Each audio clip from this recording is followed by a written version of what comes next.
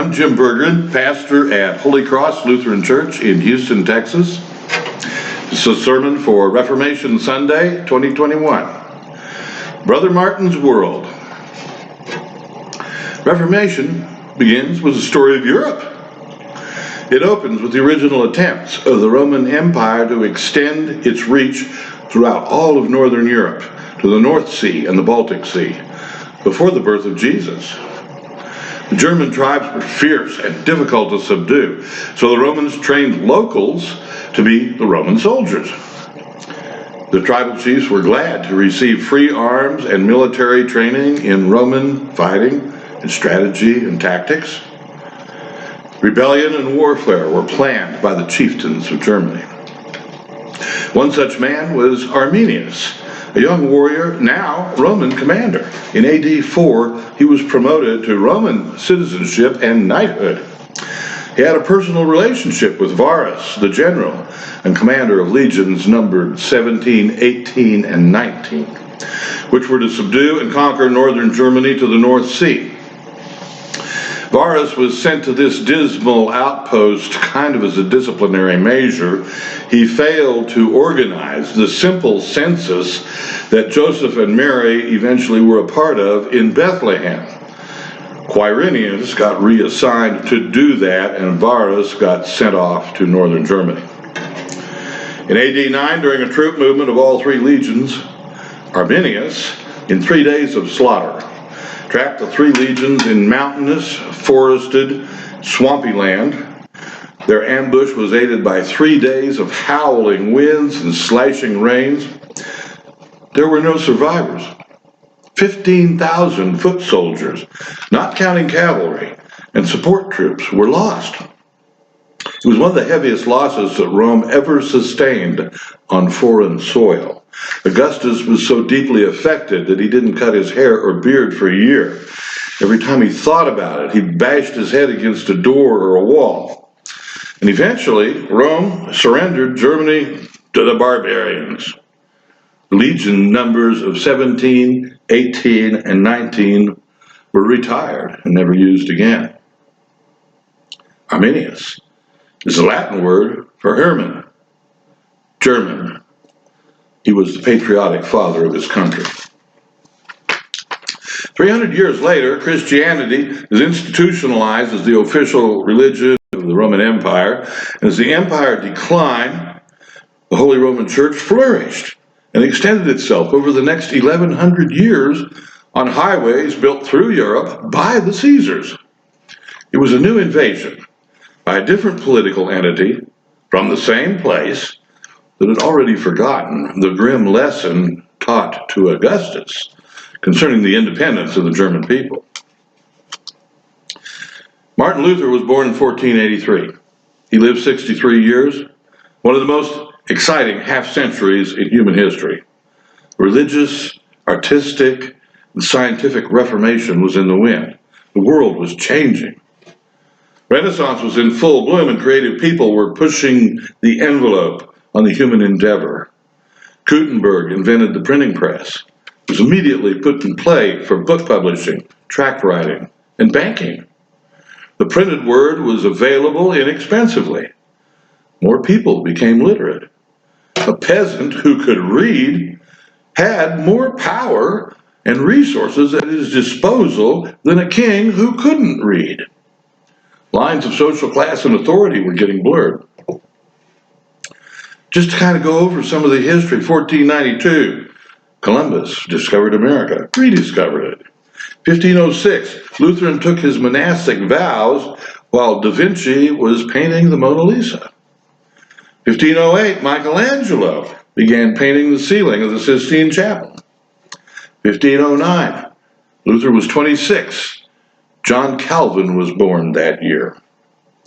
1510, Luther was sent to Rome to mediate a conflict in the Augustinian order. He became disillusioned with Rome's corruption and bureaucracy and criminality. Meanwhile, in 1513, Balboa discovered the Pacific Ocean. 1514, at home, Albrecht of Brandenburg became the Archbishop of Mainz by rigging his appointment in an agreement with the Pope. to sell indulgences to finance Rome. All the countries of Europe had to pay tribute to Rome. 1517, Luther posted 95 theses, statements on the Wittenberg church door for debate concerning the sale of indulgences to buy forgiveness. 1519, only 27 years after Columbus made landfall, Magellan began his circumnavigation of the world, took 3 years, finished in 1522. This rivals 20th century accomplishment of advancing from Kitty Hawk in 1903 to the moon 65 years later in manned flight. 1521, Spain conquered Mexico. Henry VIII of England, 12 years into his reign, wrote a treatise against Martin Luther, defending the 7 sacraments of the Roman Catholic Church. Luther was condemned to death that year, 1521, as a heretic by the Imperial Diet of Worms. 1525, Luther married Catherine von Bora and became the father of Hans, the first of 6 children. In 1526, he was 42 years of age. That year, advancing Turks conquered Hungary and killed 25,000 Hungarians and drove 100,000 Christians captive back to Istanbul. Well, it was Constantinople then. 1527, Machiavelli died, and his book, The Prince, was published in 1532. 1531, just 10 years after Henry VIII wrote against Martin Luther, he broke with Rome because he was all of a sudden against, one of the sacraments, marriage. He needed to get divorced and remarry somebody else. That was the year that Halley's Comet appeared, and everybody thought it was the end of the world. 1543, Lutheran pastor Andreas Osiander wrote the foreword to and published a little book called On Revolutions. A Polish Catholic priest named Copernicus slapped together in his spare time notes of his hobby of watching the sky.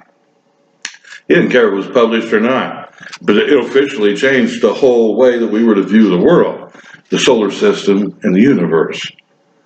The Earth revolves around the sun. A Lutheran brought this out. Pastor Osiander acted on his Reformation freedom to question, inquire, and explore scientific dogma as rigorously as the Reformers challenged religious dogma. Luther died in 1546. 9 years later, 1555, the Peace of Augsburg granted equal rights to Catholics and adherents of the Augsburg Confession so that they could be allies in the wars against the Turks. Now, these familiar historical markers show us a time of amazing upheaval. Social, political, economic systems were changing. Scientific and philosophical systems were questioned and revised. Christian religious establishment, it had to reform. This wasn't Martin Luther's goal in life. It happened as he pursued his studies in the scriptures and taught them with intellectual honesty in response to a changing world. He didn't want to start a reformation or a new denomination. He didn't want to leave or destroy the Roman Catholic Church. He loved it. He was first and foremost a biblical scholar and a defender of the freedom of individual conscience, of people before God. He was called many things by his supporters and opponents, and his work, taken out of context, has been used to support many personal agendas. Titles that accrued to him were hero and villain, saint, a plague to Germany and the Pope, blasphemer and child of Satan, stubborn and prideful, prophet and blessed interpreter, scholar, orator, miracle man, great patriot. Some called him Hercules, cleaner of the Augean stables of Rome. Erik Erikson called him a megalomaniac. Schopenhauer called him a pantheist. Feuerbach called him an atheist. Trelch called him a super idealistic utopian. That's really kind of, I don't know any other kind of utopian, huh?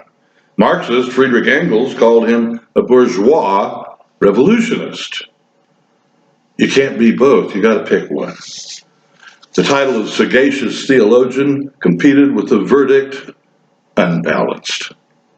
But he guided a troubled church and a troubled world through a very complicated time with a great sense of humor and an amazing work ethic. In between long trips to settle disputes and court battles within the church, teaching and preaching, marriage and family, and a variety of illnesses and physical conditions that plagued him, he still managed to produce 450 treatises, 3,000 sermons, 2,600 letters, 36 hymns, 19 of which are in our currently used red hymnal. A complete translation of the Bible into German, rewriting of liturgies, countless lectures, and the recorded banner of daily table talks. He changed the world in his single-minded search for God's grace and God's will. There he stood. Amen.